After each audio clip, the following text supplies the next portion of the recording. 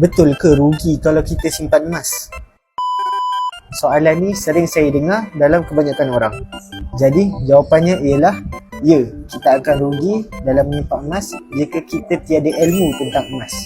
Kebanyakan orang yang saya jumpa iaitu orang yang kurang ilmu terhadap emas. Dia akan beli emas pada hari ini dan dia akan jual pada bulan depan ataupun tahun depan.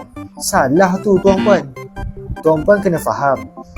Emas ialah simpanan untuk jangka masa panjang iaitu 2 tahun dan ke atas.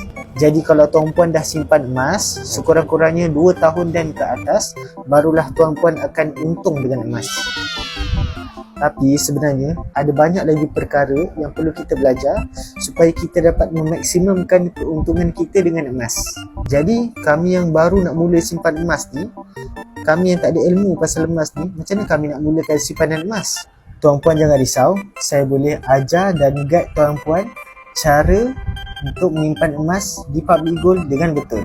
Tuan-puan boleh tekan beg biru di bawah, nanti saya akan contact tuan-puan, ataupun tuan-puan boleh tekan link di bio saya.